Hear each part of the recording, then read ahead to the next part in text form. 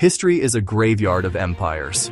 We often imagine their fall as a spectacular clash of civilizations, a monumental struggle between two mighty forces where one is finally, inevitably, vanquished.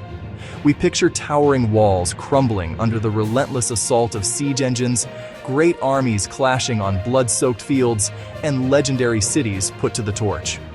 We are taught that empires die from external threats, from the barbarian at the gates, from the rise of a new, more vigorous power. But what if the greatest threat isn't outside the walls? What if the seeds of destruction are not sown by enemies, but by the emperors, kings, and generals themselves? This is the story of how titans fall not to overwhelming force, but to breathtakingly dumb decisions. It is a chronicle of arrogance, of greed, of a catastrophic failure to read the room, the map, the weather forecast. These are the self-inflicted wounds that echo through the corridors of time. We will journey from ancient Mesopotamia to the frozen steppes of Russia and even to the dusty farmlands of Western Australia. The narrative of history lionizes great men, but even the greatest can be brought low by a single fatal flaw: hubris, a dangerous overconfidence that blinds a leader to reality. It's the belief that logistics are for lesser men, that nature itself will bend to your will. From a war against birds to a campaign that forgot about winter, these tales are a warning. The line between legendary conqueror and historical laughingstock is perilously thin. In the grand bloody tapestry of human conflict, some wars are fought for ideology, some for territory, and some for resources. And then, there is the war Australia declared on its own flightless bird population. The year is 1932. The world is in the grip of the Great Depression. In Western Australia's wheat belt, struggling WWI veterans face a new enemy, a horde of 20,000 emus, driven by drought and very hungry. 6-foot-tall, 30-mile-per-hour feathered battering rams flattening crops. The veterans petition the government, specifically for machine guns. In a move filed under "What Were They Thinking?", Minister of Defense Sir George Pearce agrees. A small detachment arrives with 2 Lewis machine guns and 10,000 rounds to wage war on birds. Major G.P.W. Meredith takes command. This is going to be something. The first engagement. About 50 emus amble into range. The gun is set, sights aligned, perfect moment. A torrent of lead tears across the plains. And then, complete and utter failure. The emus don't bunch up. They scatter, zigzag, and vanish. Maybe a dozen down. The rest, gone, probably amused. The press dubs it the Great Emu War. The name sticks. The troops are veterans of the Western Front. Overgrown chickens? Light work. Except the birds use instinctual guerrilla tactics. Small groups with alert leaders that scatter at danger. A sledgehammer brought to a job that needed a scalpel. November 4th. An ambush at a dam. Over 1,000 emus gather. Wait until they pack tight, then unleash. And then the Lewis gun jams. Of course it does. 10, maybe 12 down. 1,000 jog off, unbothered. They bolt a gun to a truck. The emus outrun it. It's dust, bumps, and 0 confirmed emus. The press has a field day. Numbers don't help. After nearly a week and 2,500 rounds, the official body count is 50. A pathetic return on investment. Public and political fallout is swift. National embarrassment. One politician asks if the emus get medals for defending their territory. Costs eclipse the value of the very crops they meant to save. November 8th. The operation is called off. The emus had won. They remain in possession of the battlefield, free to keep wrecking crops. The farmers are left to fend for themselves. Later, a bounty system proves more effective and far less embarrassing. The emus? Thriving. The Emu War is a monument to overreaction, a cannon for a mosquito and a miss. Born of political arrogance, a desire to be seen doing something, anything, regardless of sense. Hilarious, absurd, and deeply telling. Even the mightiest institutions can be humbled by a truly idiotic idea. Now, from birds that outmaneuvered machine guns to a general who forgot winter. Napoleon in Russia, a tragedy on an unimaginable scale. Arguably the greatest military disaster in history, brought to you by hubris. By 1812, Napoleon was master of Europe.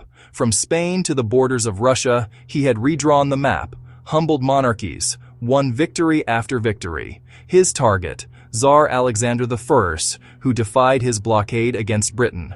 So Napoleon assembled the largest European army ever, the Grande Armée, over 650,000 strong.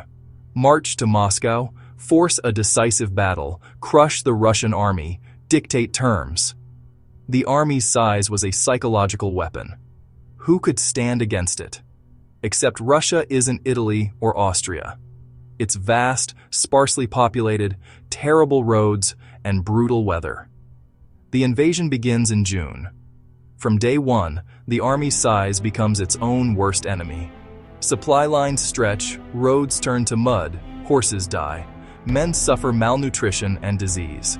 Barclay de Tolly refuses battle, burns villages and crops, hauls away supplies. The French find ashes. Every mile forward takes them deeper into a wasteland, and away from food. His marshals plead caution. Napoleon won't hear it. He believes victory is just ahead. At Borodino, he finally gets his battle, a horrific bloodbath and Pyrrhic win. He enters Moscow expecting surrender, finds it deserted and on fire. He waits over a month for a surrender that never comes, master of a burning, empty city. Winter approaches. The power move has failed. Mid-October, too late, Napoleon orders the retreat. Then the snow starts. Temperatures plunge to 30 below. Summer uniforms, no food. Men freeze by the thousands. Horses and wagons collapse. Carcasses become rations. Discipline unravels. Cossacks harry the retreat. At the Berezina, bridges fail.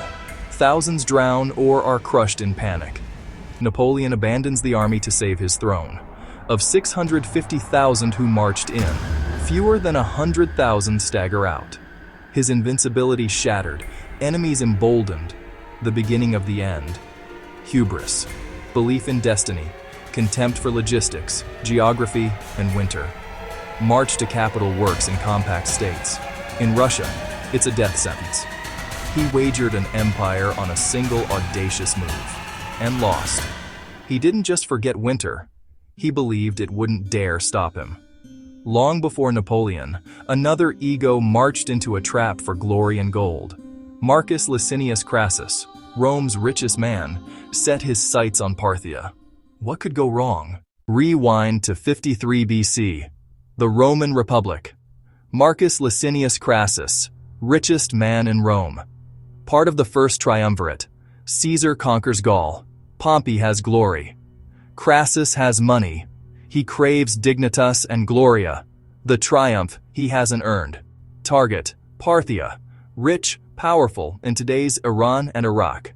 Also, Rome has a treaty. Minor detail. He raises 7 legions, nearly 40,000 heavy infantry. The Armenian king urges a mountain route. Water, supplies, advantage to infantry. Crassus ignores him for Ariamnes, a shortcut across desert. Secret Parthian agent. What are the odds? They march into a waterless furnace. The trap is set. The legions, perfect for close-quarters slugfests, not for sprinting after ghosts in a desert. Heat, empty water skins, no relief. Morale tanks before the enemy appears. Near Karhai, a smaller Parthian force, masters of mobility. 1,000 cataphracts, 9,000 horse archers, the real killers. They ride circles around the Romans, raining arrows, retreating before contact. Crassus orders a massive hollow square to guard all sides. It becomes a giant stationary target under a blazing sun. Parthian bows pierce armor. Camels keep arrows flowing. The square bleeds. Crassus's son Publius charges. Lured away, surrounded, annihilated. His head on a spear paraded before the Roman lines. Morale shatters. They can't advance or retreat. Dismantled, arrow by arrow. Over 20,000 killed, 10,000 captured. A catastrophic defeat. Crassus is lured to a false parley and killed. Legend says the Parthians poured molten gold down his throat. Thirst for gold, now drink it. A mighty Roman army destroyed by an enemy it couldn't touch. From feathered foes to frozen fields to sun-baked sands, a pattern appears. These weren't just tactical errors. They were disasters born of ego. Leaders blinded by vanity ignored obvious dangers, with calamitous results. In war, underestimating your enemy and overestimating yourself is fatal. So, which was the most embarrassing blunder? Let's debate. No empire, no army, no leader is invincible. The greatest threats often come from flawed decisions in the halls of power. Hubris is the great equalizer. It whispers that logistics are for lesser men. The weather will cooperate, and the enemy will behave as predicted. The real enemy is the one in the mirror. Your pick: Australian army versus emus, Napoleon forgetting winter, or Crassus's gold-fueled desert march. Drop your vote below. Crown history's dumbest decision. If you want more epic fails from history, subscribe. You won't believe what we have planned for part 2. The line between conqueror and clown? As thin as a winter coat, a water skin, or a flock of very fast birds.